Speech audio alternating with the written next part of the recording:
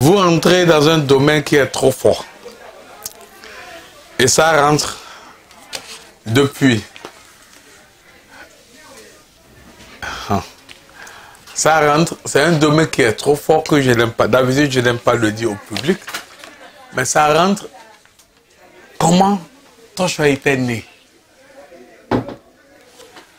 Comment Toshua a vécu sa première vision de Dieu? Et quels sont les préparatifs qui ont été faits auparavant, même avant 2015? Toshua était né, comme vous le savez tous, j'ai mon père qui est le prophète Samuel Bilé-Joseph Oshofa et ma mère qui est avant née d'une famille musulmane et qui s'appelait Abibat. Abibat Akadire. Mais après, elle est devenue, après le baptême, et sa vie commune avec papa Oshofa, le mariage bien sûr, elle est devenue Elisabeth Oshofa. Et par la grâce de Dieu, Toshua était devenu le troisième enfant né de cette relation de ma mère et de mon père. Donc j'avais Jacob Oshofa, j'ai André Olanyenka Oshofa et moi qui suis après. Il avait 4 femmes qui sont nées après et elles sont toutes vivantes. Jacob Oshofa était dans le temple aujourd'hui. C'est depuis le ventre de ma maman, depuis ma grossesse que les visionnaires donnaient des visions. Que cet homme qui venait, ce garçon qui venait, était un homme de Dieu venu pour une mission. Et le jour que je naissais, mon père était en mission dans les villages riverains du Bénin, vers le département de l'Ouémé. Quand je suis né à la maison, ma mère, ayant une grossesse avancée, n'avait pas suivi les autres pour cette mission que papa Oshofa avait entamée en 70. Et le 19 janvier 1970, Toshua était né à la maison. Mais papa à l'époque était dans une pirogue. Et il y avait un poisson vivant qui avait quitté la rivière et rentré dans la pirogue. Et papa a soulevé la tête, il a dit, l'enfant est né. Ils ont fait demi-tour. Ils sont rentrés sur Porte-Nouveau où ils ont eu l'enfant. Papa a pris l'enfant et a dit, Seigneur, je te remercie parce que tu as permis à ce que je voie cet enfant. Et cet enfant, ce n'est personne mais que moi. J'ai eu l'école élémentaire à Cotonou, une partie secondaire à Cotonou. Et en 85, papa a été rappelé à Dieu. Bien sûr, j'étais en vacances. En 85, quand il a été rappelé à Dieu, j'étais à Lagos. Et après, j'avais décidé de ne plus aller à l'école, que j'allais rejoindre l'armée. C'était en 86. J'ai jamais ramené mon dossier auprès de papa Agbaossi, paix à son âme.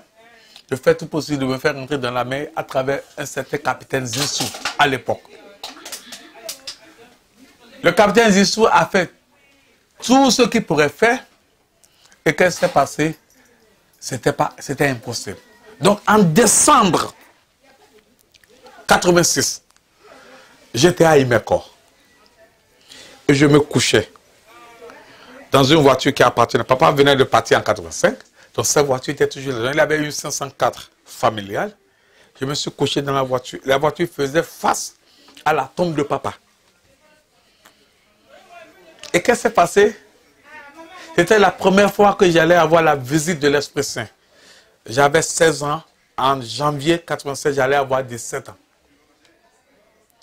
Et quand l'Esprit Saint était arrivé, pour moi, à l'époque, l'Esprit Saint, quelqu'un qui n'a jamais vécu, je pensais que la mort venait. Donc, je me battais pour ne pas rentrer dans l'Esprit. Une fois, deux fois, trois fois, l'Esprit Saint m'a emporté.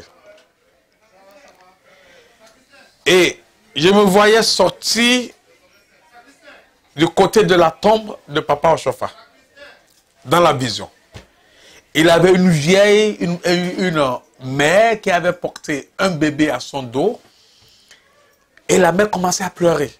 Mon fils, mon fils, mon fils, pourquoi tu veux aller dans l'armée? Ne va pas dans l'armée, tu es un enfant spirituel, tu as une mission certaine, ne va pas dans l'armée. Elle pleurait, pleurait, pleurait. Alors je me suis battu pour sortir de l'esprit. La seconde fois, maintenant, l'Esprit Saint m'a pris. Et j'ai vu Papa Oshofa qui avait une soutane leader. Et il a appelé quelqu'un. Et l'homme est venu vers la fenêtre de la voiture, où je me couchais dans la voiture. L'homme s'est penché vers la fenêtre. Et l'homme m'a dit, ton père m'a dit de te dire que tôt ou tard, les gens vont te connaître. Je me suis levé. Alors, qu'est-ce qui s'est passé? En janvier 87, ma maman, feu Elisabeth Oshofa, elle m'avait emmené vers l'un des oncles du côté Nigeria de mon père, Papa Oshofa, feu Adebayo Mokolu. Alors, le vieux Papa Mokolu demandait à ma maman, mais ton garçon là, il fait quoi? Ah, mais ma maman m'a dit, mais il veut rejoindre l'armée. Mais le gars dit, non, non, non, non, je viens de créer une école maintenant. Ne va pas dans l'armée, mon fils. Viens.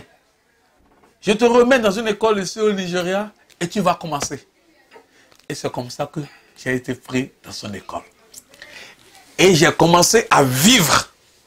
Parce qu'il avait un grand terrain, il avait des maisons. J'avais commencé à vivre dans son dormitoire, chez lui, avec ses enfants. Donc, une nuit, précisément le 31 août 87, je me suis couché en bas, comme il y avait d'autres élèves qui dormaient.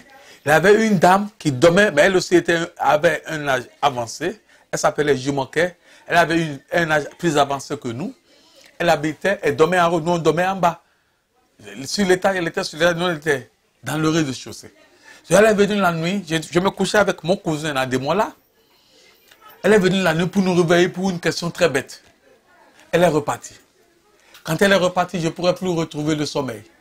Mon cousin était endormi. Alors qu'est-ce qui s'est passé? L'Esprit Saint est venu, la première, la seconde, la troisième fois. Comme j'ai dit, j'avais tout en peur. Parce qu'à l'époque, je me disais que, écoutez, peut-être c'était la mort qui venait, je ne veux pas mourir, donc je me battais. Dans la troisième fois, qu'est-ce qui se passe? J'étais emporté dans l'Esprit Saint et j'ai vu notre Seigneur Jésus-Christ, vivant. Ce n'est pas en photo, il parlait. J'avais vu l'image qu'on voyait dans les photos en général. Il parlait, il me parlait. Et quand il me parlait, mes oreilles bourdonnaient. Alors c'est là qu'il a commencé. Il a dit, je suis le Dieu d'Abraham. Je suis le Dieu d'Isaac. Je suis le Dieu de Jacob. Je suis le Dieu qui a envoyé ton père en mission. Pourquoi tu me fuis? Ne me fuis plus, j'ai besoin de toi. Ne me fuis pas, j'ai besoin de toi. Ne me fuis pas. Il a dit ça 3 fois. Il m'a dit, mais lève-toi maintenant et prie pour ta famille. Sinon, regarde ce qui va se passer. Et quand il m'a dit ceci, cette image est passée. J'avais vu des bandits qui étaient rentrés là où je dormais. Ils ont commencé à me pousser d'ici et là. Jésus est revenu encore sur place. Il m'a dit, la prochaine fois, ne me fuis plus. J'ai besoin de toi, je veux te missionner. Le 31 août 1987. Et quand je me suis réveillé, j'ai prié comme il a dit. Mais 3 jours après, j'avais une autre vision où il venait, il était sur la croix. Pas sur la croix, mais une croix réelle où il était vivant. Je vous jure, Jésus existe, il est vivant. Je l'ai vu sur une croix vivante et il venait vers moi. La croix venait, mais il avait plu dans la vision. C'est tout comme s'il venait de la pluie. Donc la croix s'approchait de moi. Et quand ça s'approchait, j'ai commencé à crier, mon Seigneur, soyez les bienvenus. Mon Seigneur, soyez les bienvenus. Comme il m'avait déjà averti de ne pas le fuir. Donc, je disais, soyez les bienvenus. Mon Seigneur, soyez les bienvenus. Il venait, j'avais vu le sang qui coulait de ses mains. Réellement, il venait.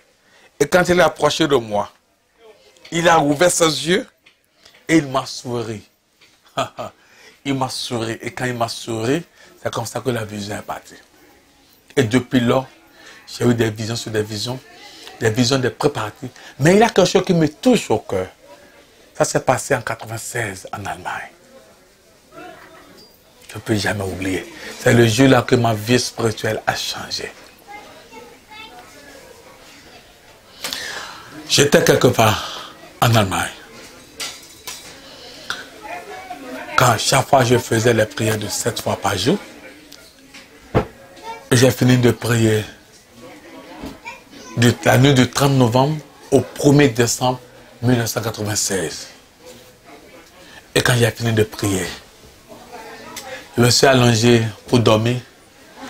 Et voilà, l'Esprit Saint qui est arrivé, comme d'habitude. Première fois, deuxième fois, j'ai rejeté, troisième fois, ça m'a pris, pouf, je suis parti. Ils m'ont amené au ciel, où j'ai vu de différents endroits, où ils me disaient, voilà, ceux qui ont tué, voilà, de différents endroits. Ils m'ont ramené, je me suis réveillé.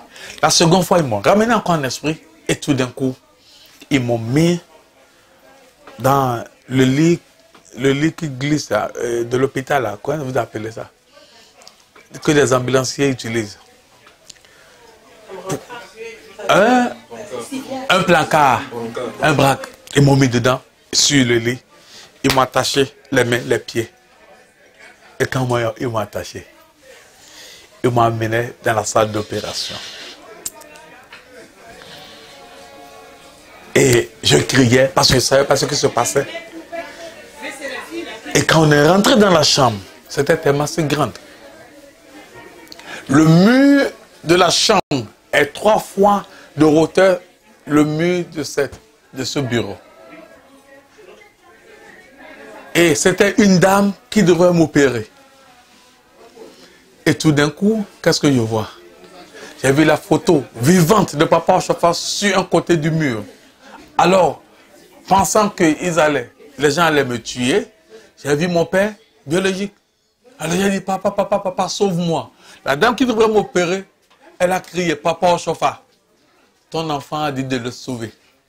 Et papa a répondu, mon enfant Tocho, mon enfant Tocho Ochofa, qui deviendra Ochofa demain. Et c'est là qu'ils ont accroché ma jambe en haut et ils m'ont donné un coup de couteau ici. Je me suis réveillé. C'est depuis ce jour-là que j'ai reçu l'esprit de vision. J'entends, je ressens. Je peux être en train de te parler et on me montre des choses. C'était le 1er décembre 1996. C'était depuis ce moment que ma vie a changé et les préparatifs ont commencé.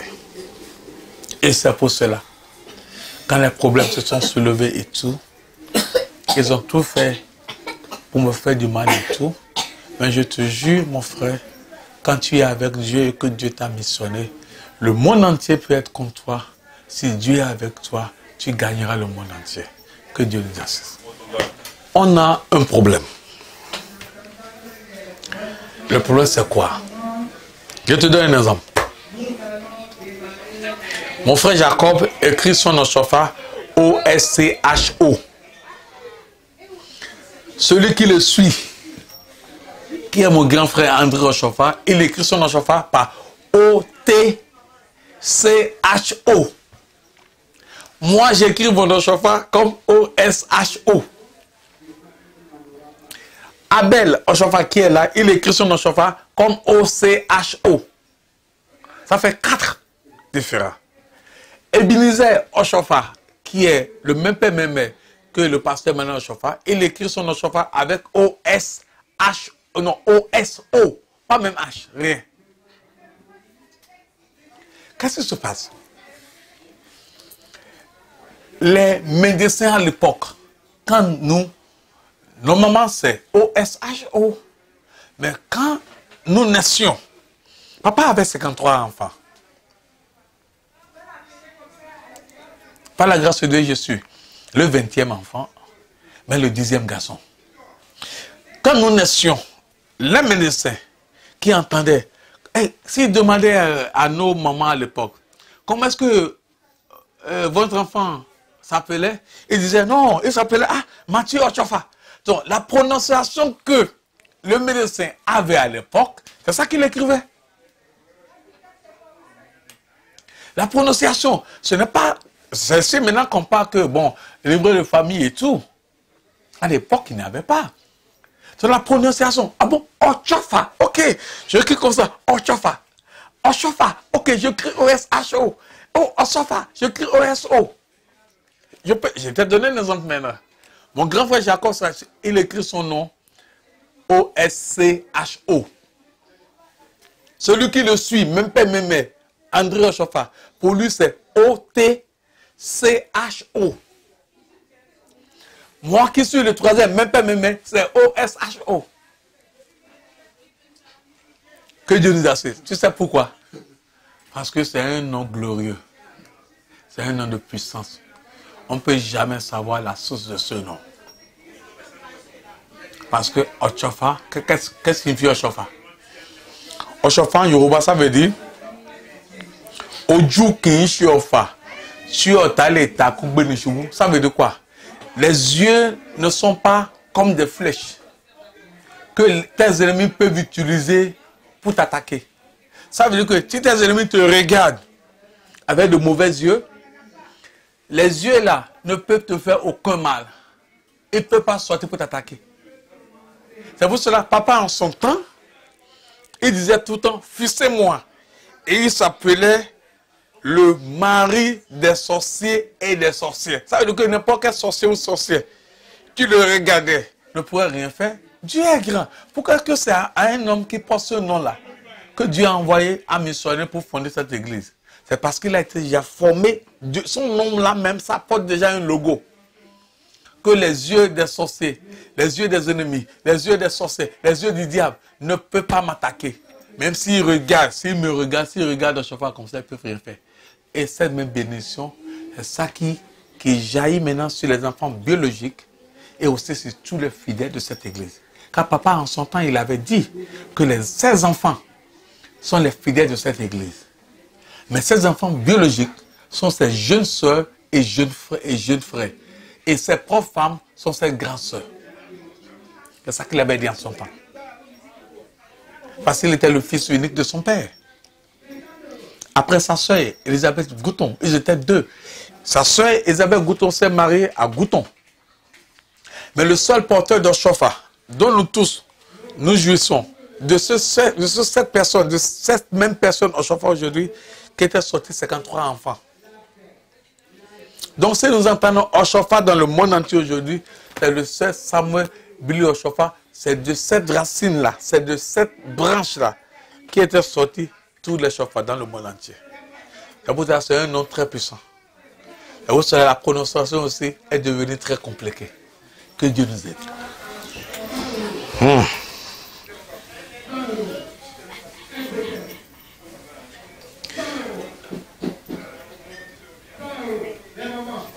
La mort. La mort. La mort. La seule chose que je veux qu'ils retiennent, c'est d'être brave dans le Seigneur.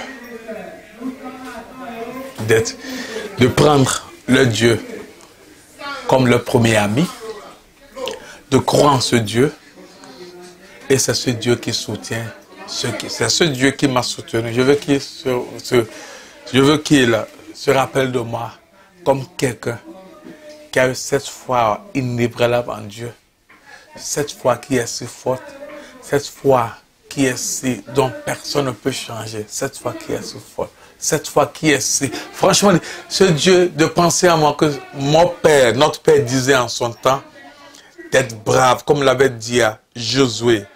Dieu l'avait dit, Josué, Moïse, mon serviteur, est parti. Je t'en prie, sois brave.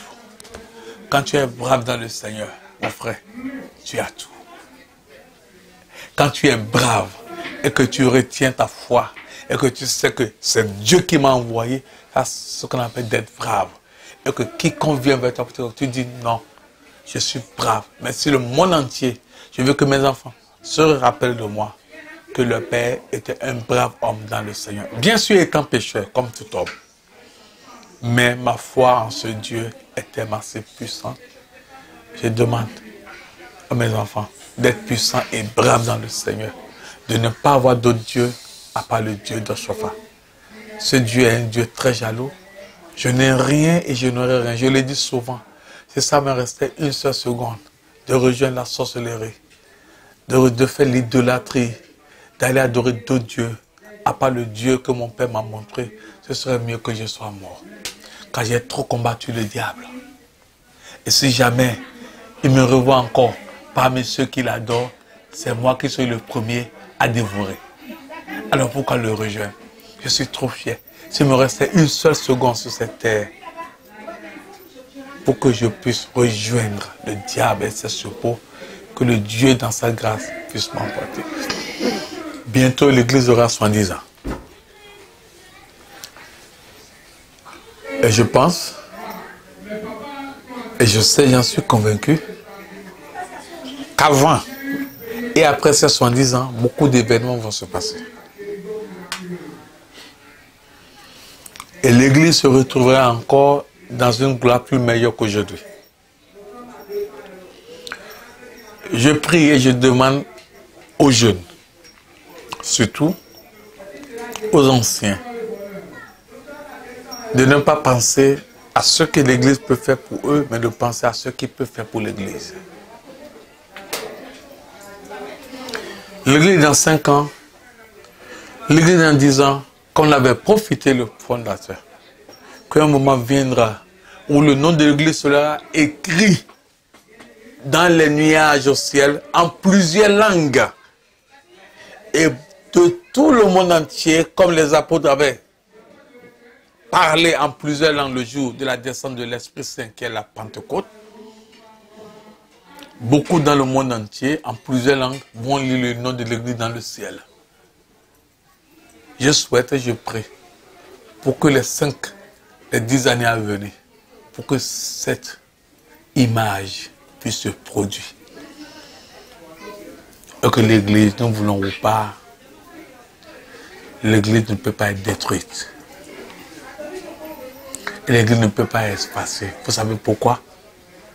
Il y a une chanson qu'on chante tout le temps, chaque jour de culte.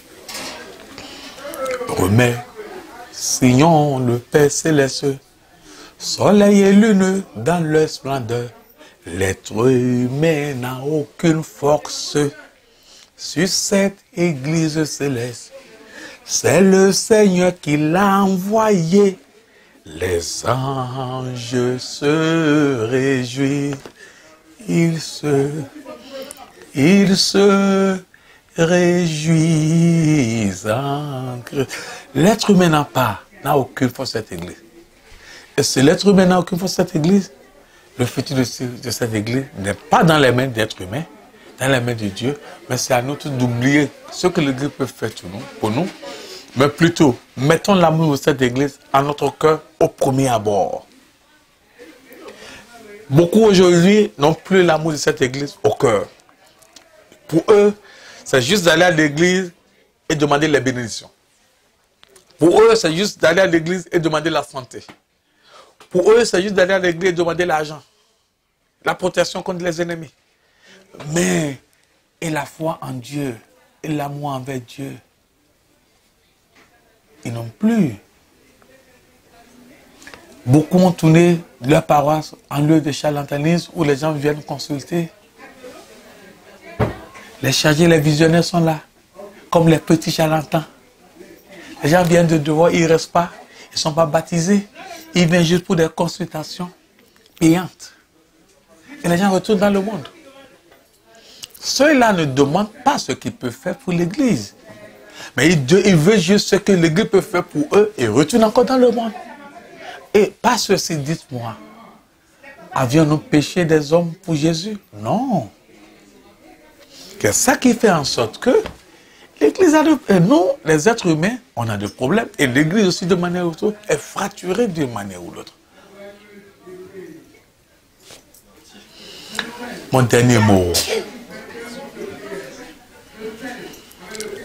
Tout d'abord, à tous les pasteurs, à tous les chargés, à tous les fidèles, aux jeunes anciens, moi, votre fils, votre frère, je vous salue au nom de Dieu, de notre papa, mon papa Samuel Chofa, et je vous exhorte de garder votre foi. La foi en Dieu qui est si puissante, la foi qui ne change point de couleur, la foi qui ne vieillit pas, la foi qui devrait être comme ça a été depuis qu'on a été baptisé. Car beaucoup aujourd'hui, ils n'ont plus la foi comme hier. Beaucoup, l'amour qu'ils avaient pour Jésus dans cette église, ils ont oublié. Beaucoup, leurs œuvres, leurs faits dans cette église, depuis le début, a été fracturé. Beaucoup ne pensent même plus. Je vous exhorte, mes chers frères, de croire en ce Dieu qui est si puissant.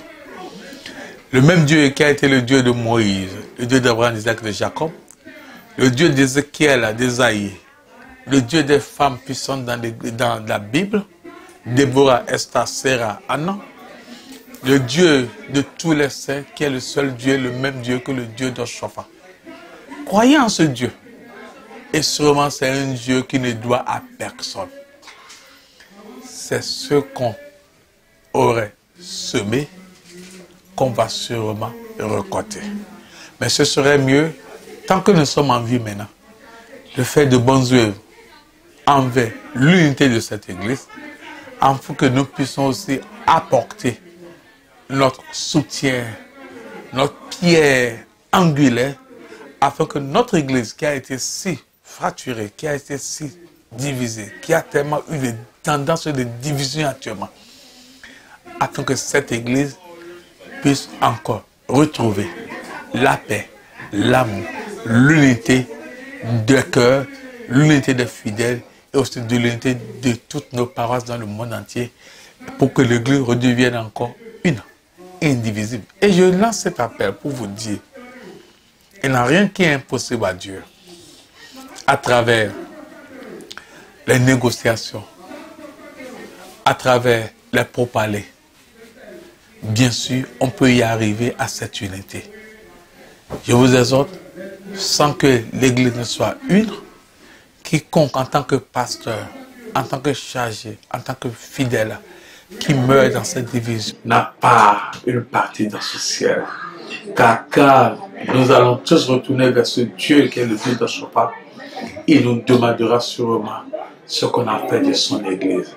Donc, étant vivant aujourd'hui, ce serait mieux qu'on pense tous, on repart tous dès le point de départ, afin que le Dieu de Shofa puisse nous bénir et puisse nous jaillir. Prenons par exemple aujourd'hui dans cette église, le Christ céleste, où se trouve la bénédiction encore. À travers les divisions, les heures de bénédiction, ils ont commencé à se reculer petit à petit. On a tellement de souffrance dans cette église. Voilà, c'est vraiment grave. Que Dieu nous aide afin que nous puissions retrouver cet amour. Merci.